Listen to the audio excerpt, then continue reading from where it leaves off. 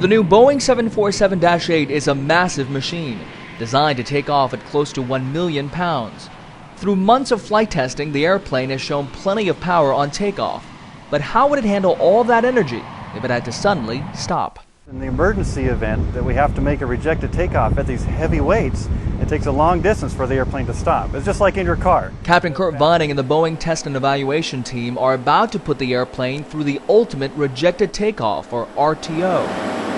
First, the crew installs a set of 100% worn-out brakes. So it's down to the stud. So if you've ever had your own brakes, they've got a machine down, so there's just basically no material left. Technicians also fuel the airplane up to maximum takeoff weight of just over 975,000 pounds. At the start of the runway, Captain Vining begins the takeoff roll as usual, pushing all 4 engines to maximum thrust. But just as the airplane is going at over 200 miles or 320 kilometers per hour, he slams on the brakes. To channel maximum energy to the carbon brakes, the pilot cannot use the thrust reversers.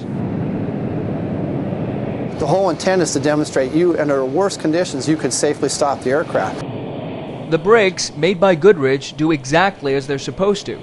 In fact, the 747-8 stops earlier than the team had hoped, beating the target by more than 700 feet or 200 meters.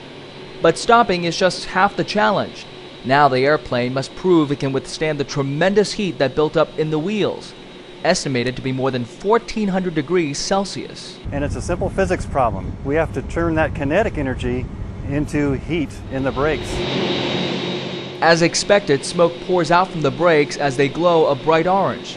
Still, the firefighters who are standing by can't do anything but watch for the next 5 minutes. And that's to simulate that if you were at an airport, you had an RTO, you wouldn't necessarily have the fire department right there. So you demonstrate that worst case would be 5-minute response time for a fire department to get to the airplane. By design, special fuse plugs in the tires are activated, deflating the tires before they explode. Finally, at the 5-minute mark, firefighters move in with plenty of water. While the tires and brakes will have to be replaced, the rest of the airplane is perfectly fine. No sweat, even for the flight test engineers who were on board.